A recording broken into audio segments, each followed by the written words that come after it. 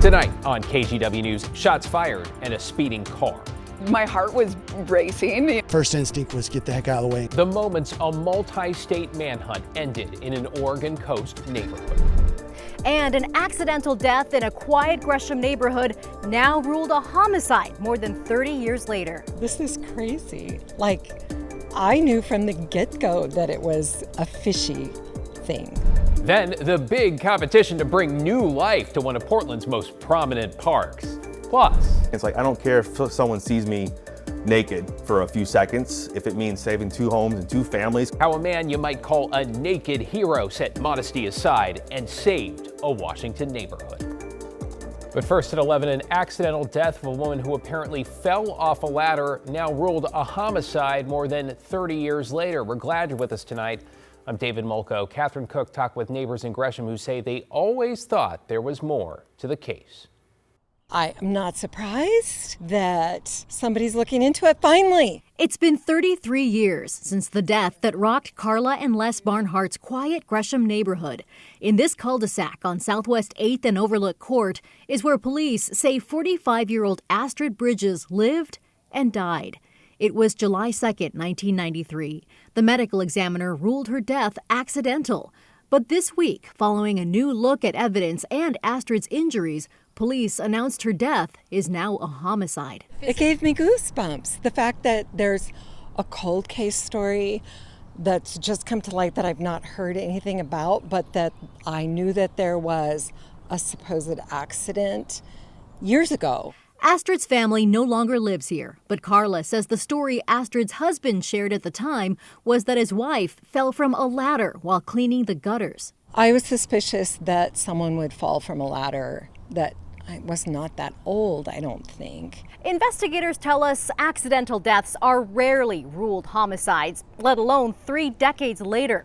They won't tell us what led them to reopen the case, but they're anxious to solve it. Even if we can't make an arrest, to bring closure to someone, to get answers. Gresham Police Detective Adam Wright says they'll use technology that wasn't available in 1993, including DNA advances. They're also partnering with investigators from the Multnomah County District Attorney's Office and using resources funded by a recently passed police and fire levy. What they really need?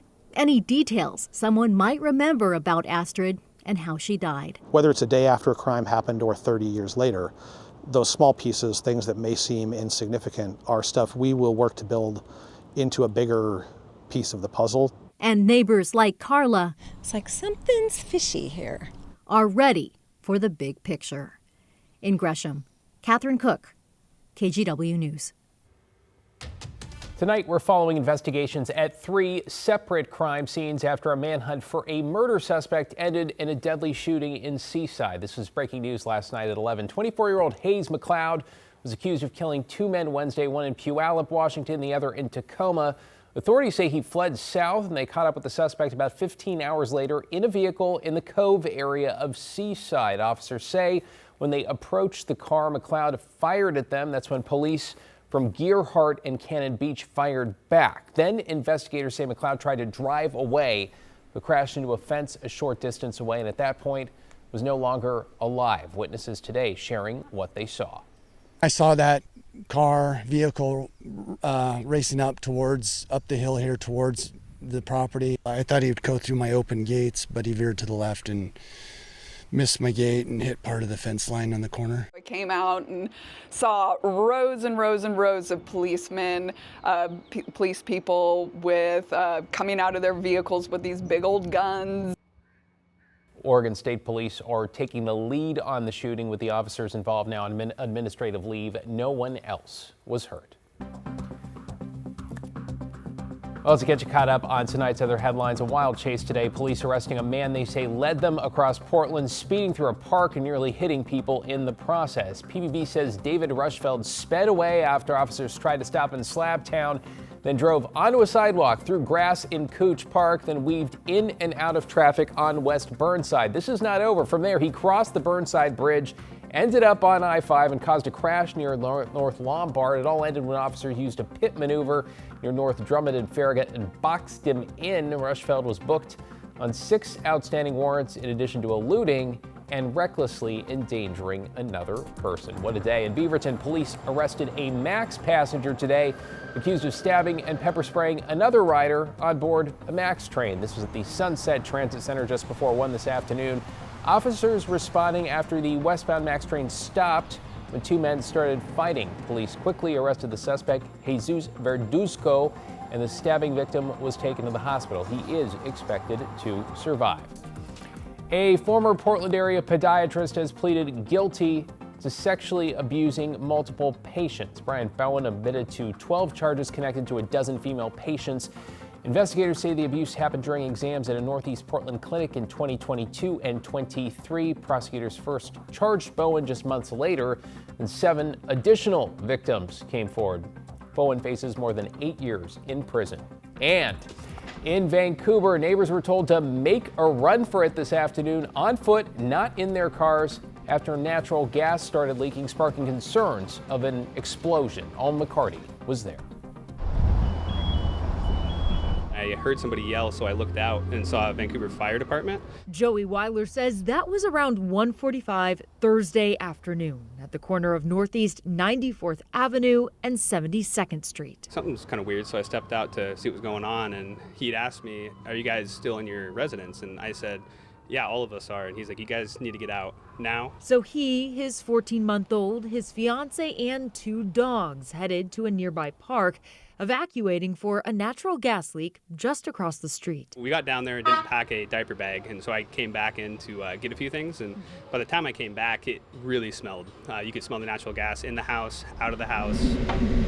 Authorities confirming contractors hit a line with heavy machinery. They hit a pipe with a gas line, and we had to evacuate. Emergency officials instructed everyone within a quarter-mile radius to leave on foot. We went right here, stood, and then they told us to go to the end of the street. Well, I actually was going out to hop in my car, and one of the fire department guys told me, "Hey, no starting the car right now." And I'm like, "Okay, actually, that makes a lot of sense. I'll probably walk out of here." Before 5, neighbors got the all clear, returning home as Northwest Natural workers continued to fix the broken gas line.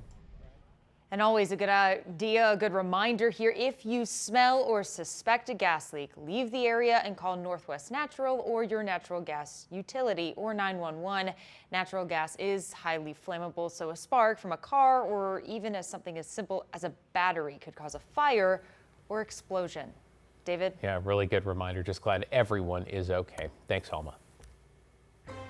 Let's switch to a live look over the Rose City now, Portland's living room on this Thursday night, Friday Eve, as we like to say around here. Another picture-perfect day, Matt, and the perfect time to talk about the weekend, too. It's going to be a great weekend. We've had great weather all week long, and it continues on this Thursday night. There's Vancouver right now, 67 degrees with a clear sky. We look at the difference between now and 24 hours ago. We're running 3, 4, 5 degrees warmer than this time last night. Tomorrow night will probably be a little bit cooler, but pretty much all of the state, for the most part, seeing warmer numbers tonight compared to last night. So tomorrow, Sunday, we'll have brief morning clouds, and then the clouds on Saturday morning, they'll last a little bit longer, so Saturday will be a little bit cooler because of that. After that, we're in the clear, and I mean, we're in the clear for several days to come, and we'll see some warmer temperatures next week, too, as we begin to climb back into the mid to upper 80s, maybe some 90s way down the road, but nothing in the immediate future. So again, morning clouds tomorrow briefly, and then Saturday lasting a bit longer, warmer next week. What about the 90s? We'll talk about that. And we'll take a look at El Nino. That's going full bore right now, and the latest on Typhoon Bobby out of the Western Pacific, David. Loving the late sunsets and beautiful summer days. Thanks, Matt. Most of us had never seen fire like that before. I've never seen that intensity before, and I've been in a lot of fires. Tonight, firefighters battling a wildfire near Lake Chelan in central Washington are recounting the moment's flames on all sides trapped dozens of first responders, while a veteran firefighter says shifting winds forced them to use hoses to try and hold their ground and to shelter in their vehicles. What's more, the captain was fighting the flames alongside his 23-year-old son. It was surreal. It was almost like I thought to myself after the fact, how did I end up there as a firefighter with my experience? And to this day, I'm still wondering that, and I'm probably going to be wondering that my whole life. Reminds me of the song Cold Missouri Waters about Montana in the 40s. Much better outcome here. All the firefighters survived, though 3 were taken to the hospital with minor injuries. So far, the Chelan Hills fire has torched more than 9,000 acres, including dozens of homes, and killed 1 person in their car as they tried to evacuate. The fire is now 75% contained.